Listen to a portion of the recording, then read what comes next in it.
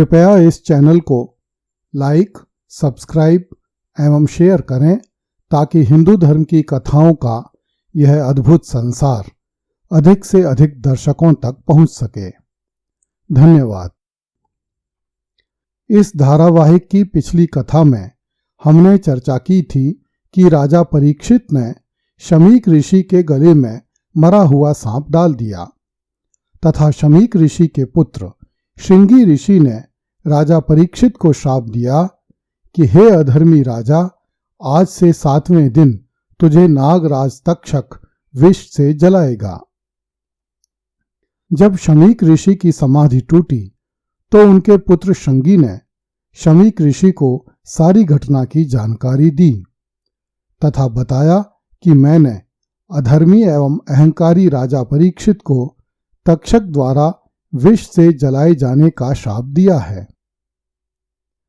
अपने पुत्र की यह बात सुनकर शमीक ऋषि को बहुत दुख हुआ और उन्होंने अपने पुत्र से कहा, अरे मूर्ख, तूने घोर पाप कर डाला।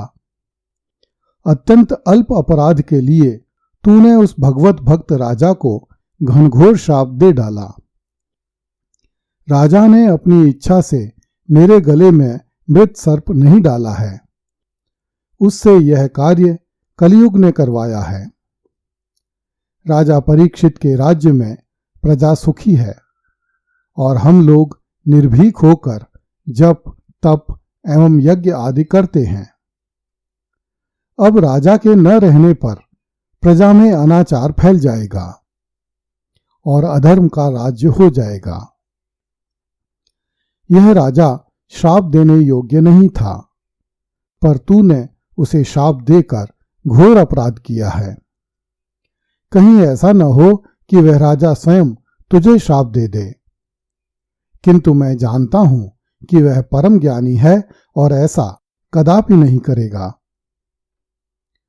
ऋषि शमीक ने उसी समय अपना एक शिष्य राजा परीक्षित के महल के लिए रवाना किया ताकि राजा को श्रृंगी ऋषि द्वारा दिए गए श्राप के बारे में सावधान किया जा सके।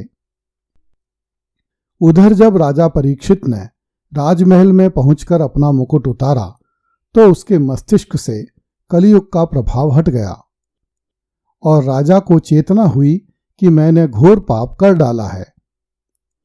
जब वह अपने अपराध पर विचार कर ही रहा था कि ऋषि शमीक का भेजा हुआ शिष्य राजा के महल में उपस्थित हुआ।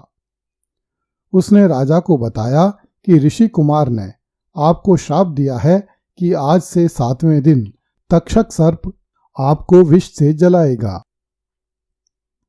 राजा परीक्षित ने उसकी बात सुनकर कहा, ऋषि कुमार ने श्राप देकर मुझ पर बहुत बड़ा उपकार किया है।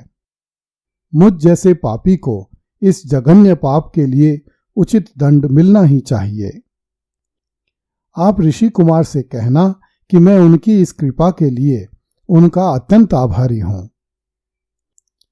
राजा ने ऋषि शिष्य का यथोचित सम्मान करके उसे विदा कर दिया।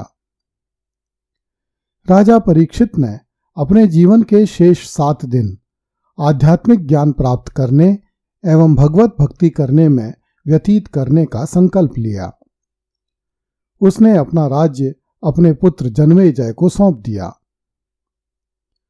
कलयुग के जाल में फंसे हुए राजा परीक्षित ने समस्त राजसी वस्त्राभूषणों का त्याग करके वल्कल धारण कर लिए और गंगा के तट पर जा बैठा।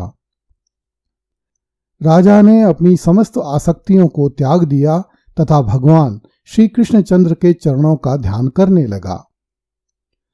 भगवान की प्रेरणा से अत्रि, वशिष्ठ, च्यवन, अरिष्टनेमि, शारद्वान, पाराशर, अंगिरा, भृगु, परशुराम, विश्वामित्र, इंद्रमद, उतथ्य, मेधातिथि, देवल, मैत्रेय, पिप्पिलाद, गौतम, भरद्वाज, और्व, कंडव, अगस्त्य, नारद, वेदव्यास आदि महर्षि एवं देवर्षि अपनी अपनी शिष्य मंडलियों सहित राजा के पास आए। राजा परीक्षित ने समस्त ऋषियों का सत्कार करके उन्हें आसन दिए तथा उनसे कहा, यह मेरा परम सौभाग्य है कि जीवन के अंतिम भाग में मुझे आप जैसे देवतुल्य ऋषियों के दर्शन प्राप्त हुए। मैंने राजत्व मद में चूर होकर परम तेजस्वी ब्राह्मण के प्रति अपराध किया है, फिर भी आप लोगों ने कृपा करके मुझे दर्शन दिए हैं। मेरी इच्छा है कि मैं अपने जीवन के शेष 7 दिनों का उपयोग ज्ञान प्राप्ति और भगवत भक्ति में करूं। अतः आप सब मुझ पर कृपा कीजिए तथा मुझे वह सुगम मार्ग बताइए जिस पर चलकर मैं भगवान को प्राप्त कर सकूं। उसी समय महर्षि वेदव्यास जी के पुत्र शुकदेव जी भी वहां आ गए। समस्त ऋषियों एवं राजा परीक्षित ने शुकदेव जी को सबसे उच्च आसन प्रदान करके उनका सम्मान किया। राजा परीक्षित ने उनसे कहा, हे ब्रह्मरूप योगेश्वर, आप योगियों के भी गुरु हैं, अतः कृपा करके यह बताइए कि मरणासन्न प्राणी का क्या कर्तव्य है।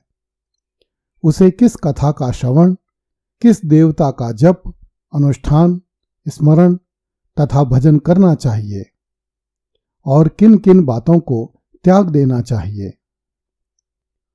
शुकदेव जी ने कहा, हे राजा परीक्षित, मनुष्य जन्म लेने के पश्चात संसार के माया जाल में फंस जाता है और उसे मनुष्य योनि का वास्तविक लाभ प्राप्त नहीं हो पाता। उसका दिन काम धंधों में और रात नींद तथा स्त्री प्रसंग में बीत जाते हैं।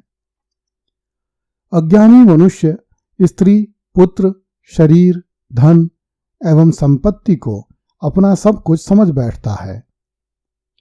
वह मूर्ख पागल की भांति उनमें रम जाता है और उनके मोह में अपनी मृत्यु से भयभीत रहता है। अंत में मृत्यु का ग्रास होकर चला जाता है। मनुष्य को मृत्यु के आने पर भयभीत तथा व्याकुल नहीं होना चाहिए। अपने ज्ञान से वैराग्य लेकर संपूर्ण मोह को दूर कर लेना चाहिए। अपनी इंद्रियों को वश में करके उन्हें सांसारिक विषय वासनाओं से हटा लेना चाहिए तथा ओम का निरंतर जाप करते रहना चाहिए, जिससे मन इधर उधर न भटके। यदि मन रजोगुण और तमोगुण के कारण स्थिर न रहे तो साधक को व्याकुल न होकर धीरे धीरे धैर्य के साथ अपने मन को अपने वश में करना चाहिए। उसी योग धारणा से योगी को अपने हृदय में भगवान के दर्शन हो जाते हैं और भक्ति की प्राप्ति होती है।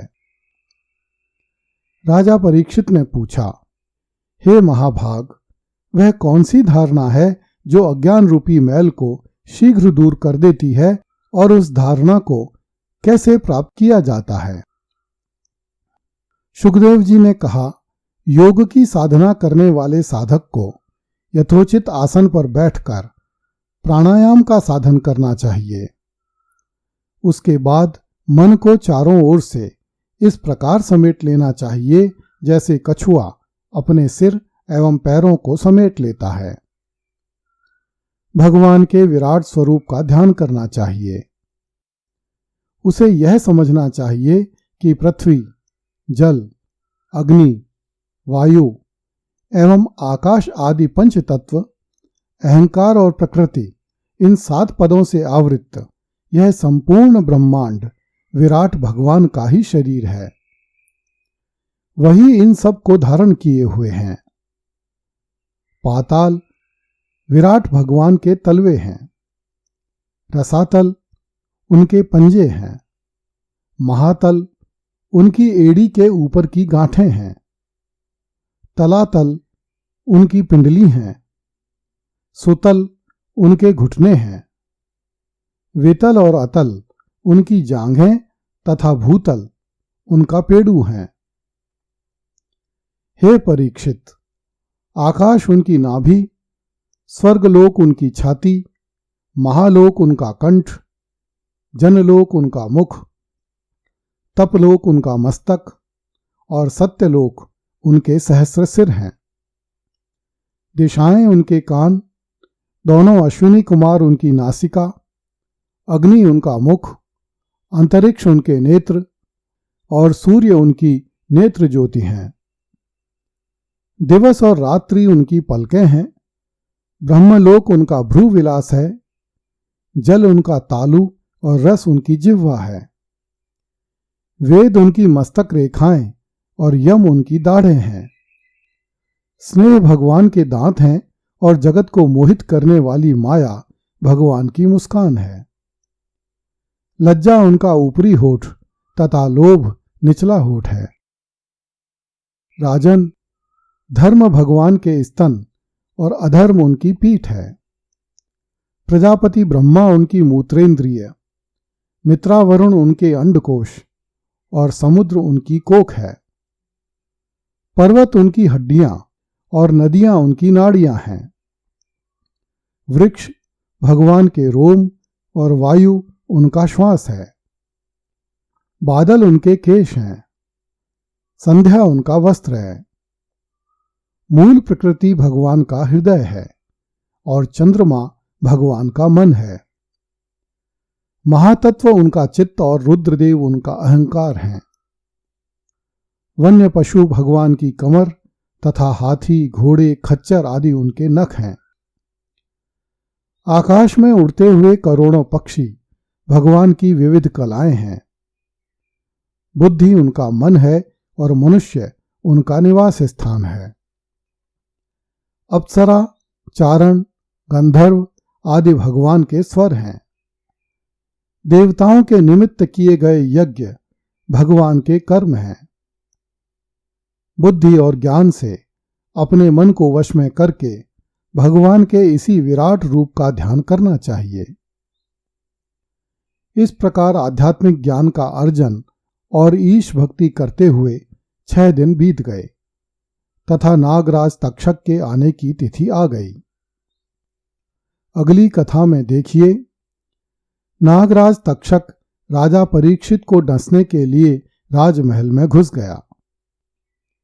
कृपया इस चैनल को लाइक, सब्सक्राइब एवं शेयर करें। धन्यवाद।